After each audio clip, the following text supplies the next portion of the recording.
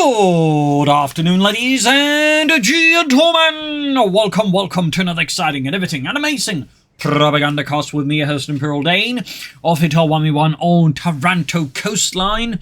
In the south, it is the one and only, the champion, Jesulin, fighting for freedom, democracy, liberty. Here with the US 45th Infantry Division, clearing out these hilly areas held by the Germans under command of the other champion, Havoc. Here with the Deutsches Afrika Korps, here with the 3rd Panzer Grenadier Division. Actually, let's just make that the 16th Panzer Division, occupying the hills and preparing for an assault through Allied lines. But this, of course, is what here Jesulin is here to attempt to disrupt. So we've got double Scots riflemen versus bikes and Panzer Grenadiers. Armoured, of course, for Jesulin likely means Scots and EC8s down the road, and of course a lot of EC8s. So that, of course, presents some challenges here for Havoc. Of course, has to figure out his opponent's going for it, but he may, of course, eventually get a clue, and of course, then how does he deal with it? As always, big hearty thanks to my Patreon supporters for continued generous and very heroic support of the Propagandacast, and a big thanks to those who keep commenting and liking my videos. Also very heroic and helps out with all the YouTube algorithms. So we've got a rifleman about here, scouts busy up north, they're probing in there, and in the south as well there. Fighting out, encountering the scouts, first shots fired here. Scouts, the Americans, that is withdrawing on a 5-course bikes, typically also tend to serve as scouts, though there was actually a brief time in German, shall I say, doctrine, where they kind of sort of like served as like, a sort of like motorized infantry element as well, though still scouts as well. But they would cut those out, I think, after the early war part there. Scout taking the first loss here as well. 2nd Panzer Grenadier Squad there for Havoc. More riflemen for Jesulin. We get a bit of barbed wire up here, of course, wiring off this particular spot to prevent, for example, Jesulin moving up here, then using the heavy cover to defend against a counterattack here from Havoc. So you typically see that here, and that is, of course, a little tip you can apply yourself on this map. Scout sneaking further forward, spikes, of course, a bit overwatch there. Panzer Grenadiers heading out, barbed wire almost done for Havoc. Up there, but in the south is where Jesulin's going to put seemingly one of his major thrusts, the other one up north, so does tend to, shall we say, square up with how the map tends to get played. How will Havoc respond to this? Will he just focus hard north, south, or again also trying to go for, like, a 50-50 split? Looks like here, though, Havoc might be going hard south, counter-attack Jesulin there, and then deal with the north later. Meanwhile, Jesulin here going for grenade package. Fairly common versus the DAK, because you want those anti-tank grenades to help deal with light vehicles, plus the grenades are, of course, also very, very good. They're getting aggressive here. Another Panzer Grenadier squad up for Havoc. Up north, the Panzer being left alone. Meanwhile, Jesulin moving in there. Men of able company charging him. There we go. We got the Mark II frag grenade here. Popping out the door. And the scouts get in right as the Panzer Pioneer jump out. Cheeky but efficient move there. But Jesulin, thumbs up there. In the south, though, riflemen there being pushed back. Though, of course, he has to be a bit careful. He's already seen the grenade here. So it's not impossible Jesulin could go for a Mark II frag grenade here as well. And they do have a fair bit of, AoE to them due to the fragments. So there you go. Light support company up for Havoc. Panzer Grenadiers in Norfolk. No son of battle for Havoc, though. Like the armored support, could still be Italian combined arms or Italian infantry, obviously, but there does tend to be a bit of a thing there for armored support. A bit like, how a lot of USF players like to go for armored, especially now. We have lost control of a victory point. So point being seized back, rushing north, riflemen doing what they can. Panzer going to assist as well here. Heavy fighting there. We got flamethrower as well here for Havoc's Panzer Pioneer. Of course, an excellent upgrade there. Jesulin with that medical station for healing and reinforcements. Bike flanking in here. South, on the west sea troops heading in there. Rascal flanking in from the south. Panzer goes flank up behind the rifleman. Fuel upon up northeast sea. So Jesulin here off to a really strong start here, having both of the medium fuel points at least for a brief while here against Havoc. And there you go, grenade as well here. Panzer trying to charge. And actually do manage to get past the AoE there. Very good response. Panzer Pioneer with those super low on health. And here we see Havoc's lack of healing. For a while he can actually hurt him there. If he's unlucky, he could lose the Panzer Pioneers. But it seems like fortune, perhaps not, is smiling on him. There we go, force wave. But he's down just one Panzer Pioneers. I mean, one, like, bad roll or two. They could have lost so much more there. We got the scouts here, obviously mostly running a delaying action here. They're not going to be able to do too much, but they could buy, just in a few precious seconds, where again, Havoc just isn't getting a lot of fuel out of it. And we do see, of course, Havoc kind of doing a cheeky thing, which is he goes for the opponent fuel point, trying to draw away forces to deal with that. But again, ultimately slow down Jesulin's fuel income there versus his. So there we go, ambulance out, and he's actually sending in Northwards there to assist his troops there. Very interesting. You don't see a lot of players do it like this, particularly not right off the bat, like down the road. If like used initially in the base, they might start pushing out there. But Havoc here just puts pedal to the metal here and gets active with his ambulance. Thumbs up. Territory sector has been claimed by the enemy. I mean, in some ways, it does, of course, add a bit more micromanagement for him. Like, you can't just just send troops back to his base, get them casually healed up. But at the same time, it does also mean it can keep troops on the front line for longer without having to retreat them back to the base. That's, those kind of considerations that are worth keeping in mind. We got veteran crews, and we got fast deploy there for Jesulin. We got the weapon support center. Very, again, just making a big, I think, move into the USF metagame is the weapon support center. Likely could be some half-techs being rushed out versus Havoc. Flying keepers advancing GI. Scouts as well joining in further up north here. Panzer is moving about. Tried to get a drop there on the bike, but didn't quite manage it. In the south here, Panzer Pioneer versus the Ripen Flamethrowers versus the right. Well, Emily Grant and Thompson. And there we go. We do get Italian Infantry. We also get the L640s and Guastatroy. They're selected for Havoc. And there we go. L640s, Italian light tanks, which the Italians produced the most of before the war because they thought they'd be perfectly fine. The Italians would very quickly learn that was not the case. And a lot would actually be converted to some Aventus or the Italian equivalent of the Stug, just very small Stugs, if you will. In this case, we're upgrading to the flamethrower version. So, that's obviously going to be a huge headache here for Jesulin, particularly since he just went for bars. I mean, he can still rush out the anti-tank half-track relatively well, and that's probably also why I went for it. So, still, this is going to be quite uncomfortable for Jesulin here for a while. And there you go, rushing in here. L640's on the move, flamethrowers there, scorching heat being belched out, and there you go. Jesulin with an half-track on the way, but of course he still has to upgrade it. So here we see Jesulin slightly miscalculating against Havoc.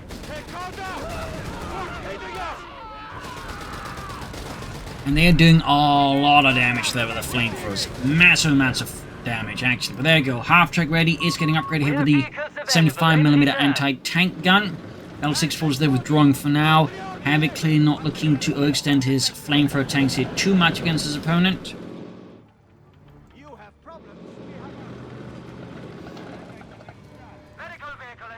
So that definitely puts Jesulin here into a bit more cautious mode for a while there, because again, one mistake here, and those flamethrower tanks, again, as you can see, they can do a large amount of damage relatively quickly. So Havoc striking northwards here now. Jesulin here will probably want to keep the half-track a bit further away, that he wants to see if he can't bed in the L640s. It's like, range where he can, quickly hit them with a snare, maybe even damage an engine, that way guarantee a kill here. And there you go, L640's moving in here. Oh, he's bombarding. I mean, that's obviously also quite handy, but it does also mean now Havoc definitely knows the anti-tank half-trackers on the field and where it is. So, a smart player like Havoc can, of course, start exploiting that, but maybe just Jesulin doesn't care, or there's something else we're overlooking. Like to send Panzerschutz, Havoc with the light artillery, which of course, on a small map like this, is pretty solid, as it can cover most of the map, with a relatively safe distance to the base. So, even if it gets attacked, Havoc can, quickly get it to safety. But just moving troops to defend it. Jesulin more ripen up north here, Panzer's pushed back. And now we've seen, part thanks to those L640s, but also I think the more active ambulance usage, Havoc is getting much more map control here against Jesulin. No.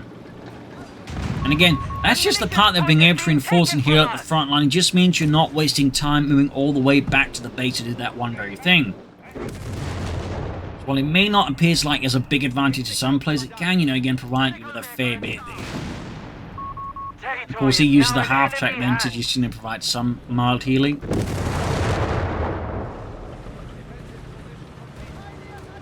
Rifleman forces backed up the anti-tank half-track. South side rifleman charging forward. Bars are blazing there against the German Truppen dug in. L640s waiting for the right time to strike. Good shot from there to take half-track on the ambulance. Very, again, classic American. We do get an anti-tank grenade on the half-track, but we also get a return hit then on the L640s. Really frenetic push here. Jesulin getting those engineers in, since he has no other way of repairing his anti-tank half-deck at the moment.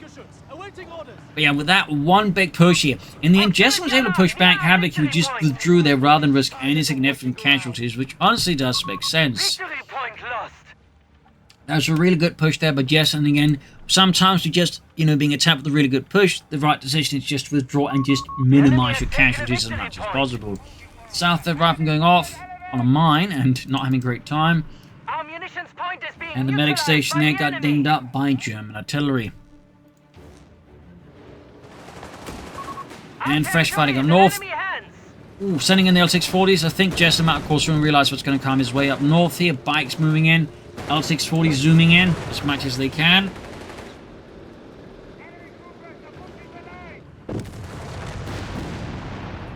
Got that Lexus Infantry Division bombarding. So again, you can sort of see again, like, why light artillery like this is fairly popular. I mean, it's just barely outside Havoc space, but it's easily able to fire into Jesulin space.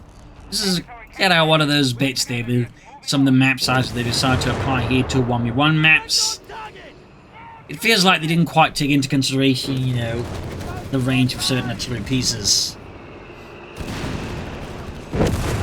This is not like, some late game howitzer you build. This is just, tier 2 light artillery doing the job. And there you go, Jesulin with the M8 Scott on the way there. Both sides turning to light armor, snares off in the L640, engine blown up. Crew definitely needed some new trousers, as, well, the flamethrower tank's got a burning engine there. Scott out there, up north here, back pushing forwards. Panzer's all trying to make progress here. But Jesulin is really good at just pushing back against Havoc. As soon as Havoc makes any progress, Jesulin is always right back in his face there. Very aggressive. Like a parent that just caught you talking back to them. He's just like, Arrgh.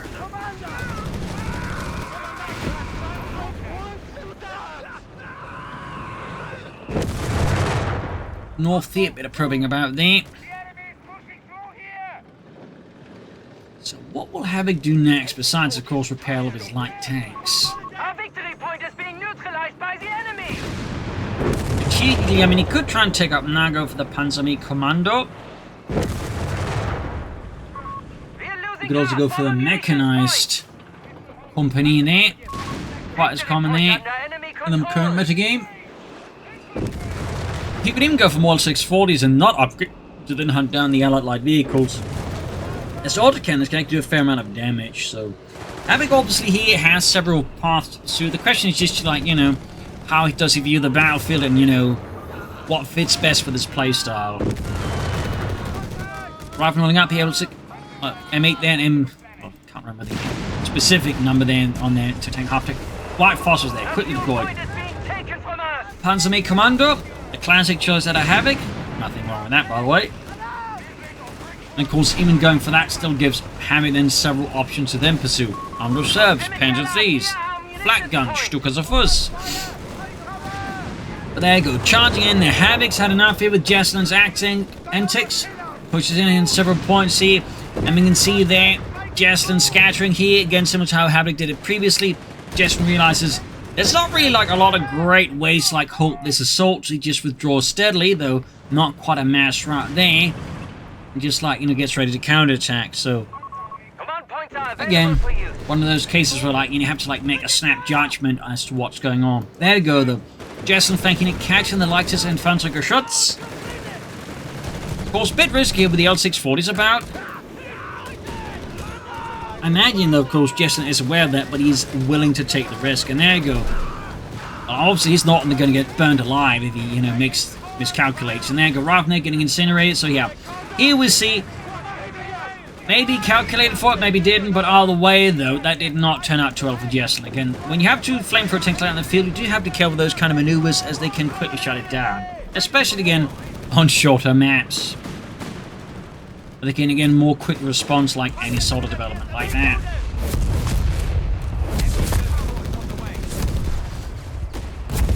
Big push here. Jesulin charging in for freedom and democracy. German lines holding firm. structures are available. Defensive operations, prepare positions. Our forces have the advantage. Maintain momentum. Jesulin, meanwhile, is flooding a fair bit of resources, slightly setting up for a tank depot there. But what else, though? I don't know. Enemy forces have captured the victory point.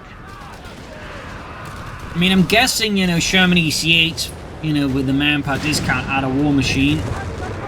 But, I mean, Jesulin can, of course, always press. There we go. Sneaking a hit there with the anti-tank half-tech, but didn't quite manage it. And there you go. Tank depot. EC8 production unlocked.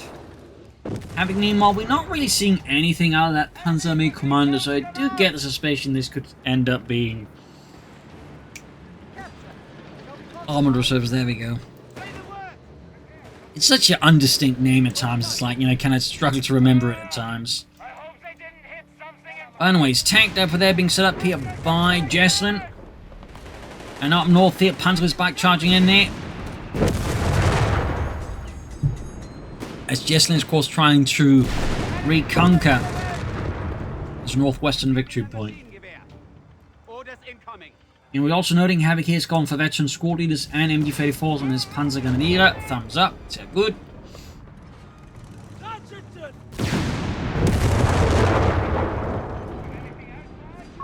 We're losing grasp of ammunition. Fired up right from there, Spiker escapes here, Vecchi 2, but it slips away. L640's on the move.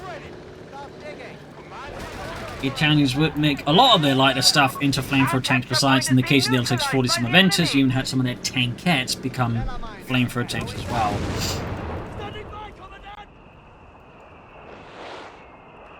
Telephone to the base again here from Havoc. Proximity alarm near our munitions point. And up north, you can see Jesulin making steady progress there, fighting the field point on the northern victory point. The enemy have claimed our sector. Forcing Havoc to respond here with L640s. And it is interesting to note, we don't have the anti-tank half-track nearby here in reserve. Like, even if he's like intending to try and bait away, you know, Havoc's tanks, still would help to like at least make sure he's got something to cover the retreat there, because as we've seen, those L640s can do a lot of damage very fast. There we go.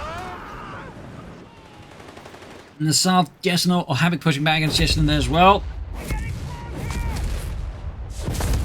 And we got a bit of artillery there out of the captain there. North, the engagement is starting to go a bit more quickly as well there for Jesulin. Havoc continues to see progress on most parts of the front line here against the US 45th Infantry Division. It is struggling beneath the tide of terror there unleashed by the 16th Panzer Division. Dritte Panzer Grenadier Company.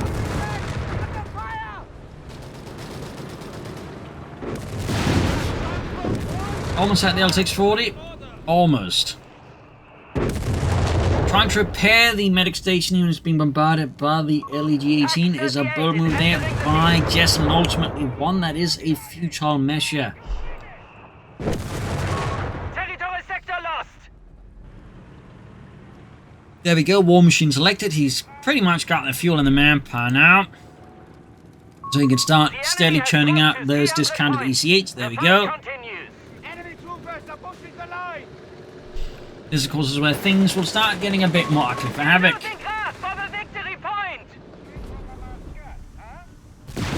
Nice use of the Scotty deployed smoke screen. Thumbs up. Up north, the German forces are quickly making good progress here. Havoc's, or Jesulin's northern front line here basically being too weak. So at least for now, hold back the German assault. But there you go. Sherman EC on the scene. Brad Pitt has arrived. Yeehaw! Backed up the interesting half-track here. We do get the L640 there. Lancia Fiamma trying to speed out of there, but it cannot outspeed the power of Brad Pitt. In the south, Panzer's grabbing the victory point here. Clock suddenly might just turn back in Jesulin's favor here.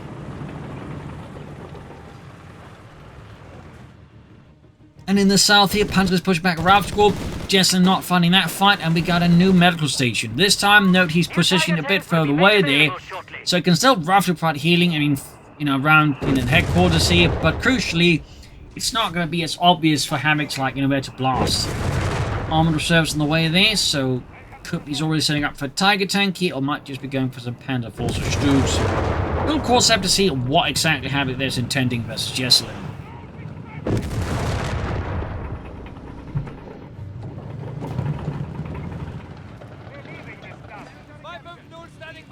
250 half-techs here, several Pak 38s and the LED-18 there.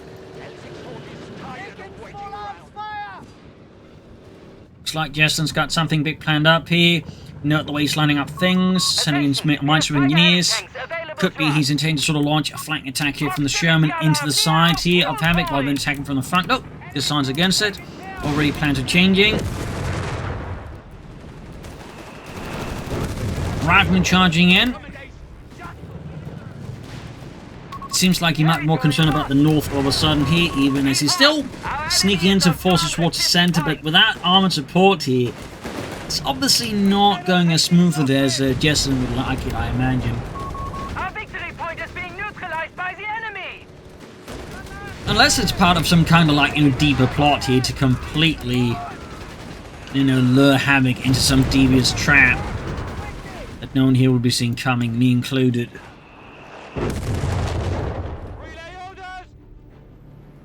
Back reinforcement healing. We shall hold reinforcements until instructed otherwise.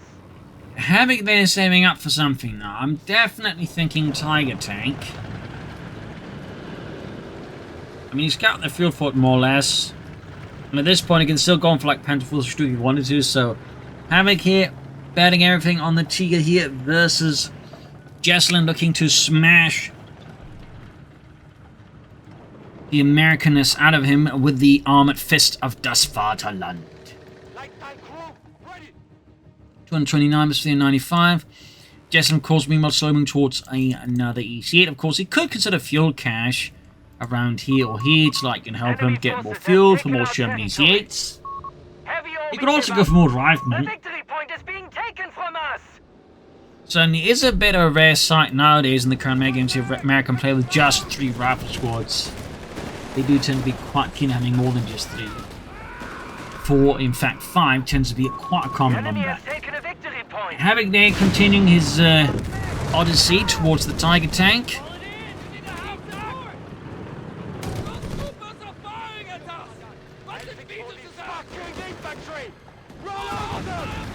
There we go, L640 sneaking up there, we got the Pak 38s moving behind that, then moving away. 219 versus 392. No, Havoc all of a sudden goes for Panzer 3 instead? Really now? Why would he do that? Did he forget he's going for a Tiger tank? Is there some kind of 3D chess move here out of Havoc I'm completely not seeing?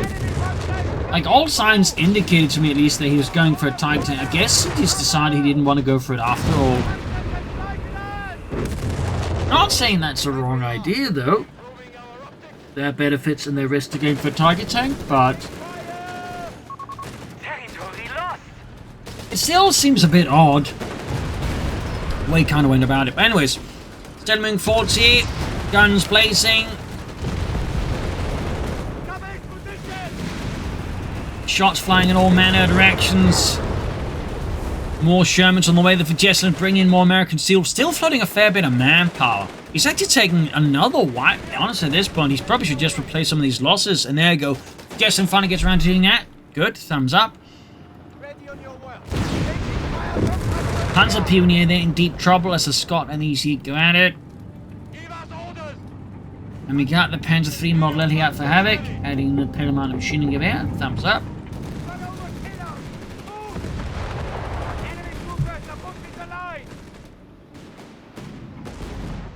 In the south, second EC moving in. You can see he forwards. 119 between 69. Jesulin could be lining up for a big push now. Of course, he still needs to be mindful of the 2 Pak 38s, but at the same time, if he catches them in a bad position, he could quickly deal with them. There you go. Attacking there from a variety of angles. Not bad at all here. White Phosphor being dropped as well here to further cause confusion and chaos here in Havoc's lines. Mine got set off. under Havoc's panzers. Oh, but he gets the EC-8 still. Oh dear, Jesulin was so close here. EC-8 defeated, Commandant. What a miserable moment there for Jesulin here. Well attacked, but things just did not quite pan out. And he lost the EC-8 without really inflicting any significant casualties on Havoc in return. Even making gains in the south. And now Havoc has gotten the Tiger tank up, which of course further makes the situation bad for Jesulin, because he just lost an EC-8 and an opponent is going for a Tiger tank. It is definitely not the ideal position to be in there for Jesulin in the US 45th Infantry Division. That much is for sure. I mean, he's still got a shot here though, but things just got a lot more painful for the Americans. So there you go, Tiger tank running forwards. Little fun fact about these road wheels that are interlocked. They had some advantages, they also had some big disadvantages as well, but they did provide overall more stability for the tank, better speed, I believe, as well. That said, maintenance with them was an absolute mess. Like one of the ones further behind, of course, with damage, you had to like remove the wheels in front of it to get to it. So it wasn't exactly perfect, but it did provide the tanks with some good advantages in terms of maneuverability. It also provided some protection, because there are cases reported where, like, you know, a shot went through there, and instead of, like, you know, then going straight into the tank, it got stuck between the wheels, and obviously the tank got immobilized, but the crucial part is the crew themselves, you know, didn't just get immolated as the tank went kaboom. So, little fun fact there as well. 250 half-tech immediately knocked out. And the house as well, they're being brought up for Havoc perhaps, but the match definitely has slowed down a bit. Jesulin dreaming of more Sherman EC-8s. Parades featuring Brad Pitt.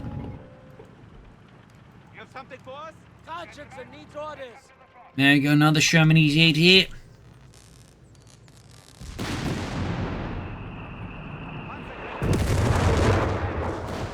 Yeah, imagine that assault had gone differently there, like Jesulin managed to do some damage when gotten those Pack 38s. Havoc would obviously be in a much worse position. Instead, that kind of went sour, and suddenly Havoc's got, you know, I think in several respects the upper hand here.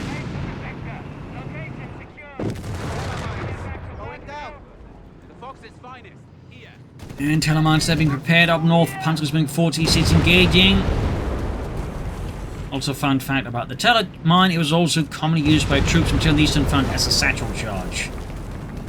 Which, honestly, even in today's case, isn't exactly super rare either. For example, in Ukraine, both Russian and Ukrainian troops used their anti-tank mines, Soviet anti-tank mines as satchel charges as well. So, there's a little fun fact about it for you. In some cases, how history repeats. Rather than being charged with the Panzer near the Panzer face supporting, a little bit of, well, laid gunfight, Tiger tank advancing. Anti-tank half-tech trying shot through, but that did not go particularly well, and the Pack 35 fire support makes this a bit tough as well there for Jesulin to engage head-on. He'll need to catch Havoc here off guard, or hope Havoc makes a big mistake. And there you go, anti-tank grenades on the Sherman EC-8 here. 204 versus 307. And there you go, heavy anti-tank on fire there on the Sherman EC-8. Almost had it. Really close call there. And there you go, anti-tank half-tech being hammered here by Havoc's packs. And up north here, Bravo School trying to make some progress, but it's just getting completely ruined here by Havoc's light and medium armor. Yeah, I'd say that's gonna be a wipe there. Short of divine intervention from the Lord himself, which definitely did not materialize there. So Havoc here is starting to really build up an advantage, and Jesulin is now really starting to struggle here against Havoc.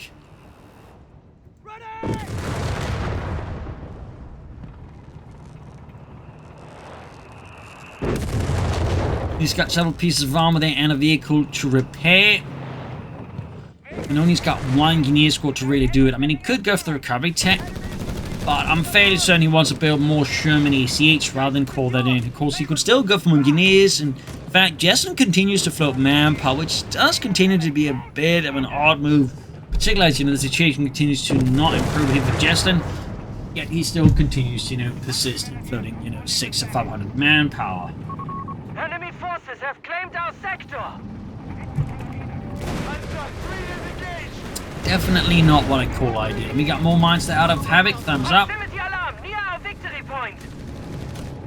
And Havoc aiming for a triple cap against Jesulin, that's definitely something Jesulin will want to put a stop to as fast as possible. More mines here. Thumbs up. Victory point lost.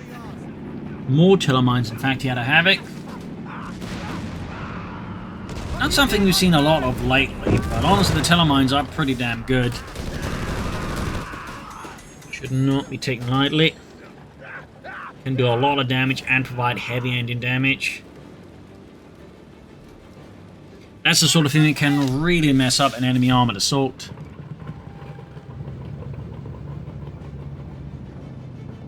$135, 132, 307.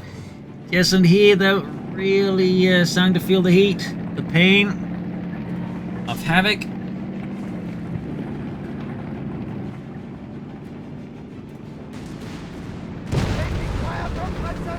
Catching force in there, good target tank joining in there as these hits go with the precision and confidently losing the target tank. In reserve.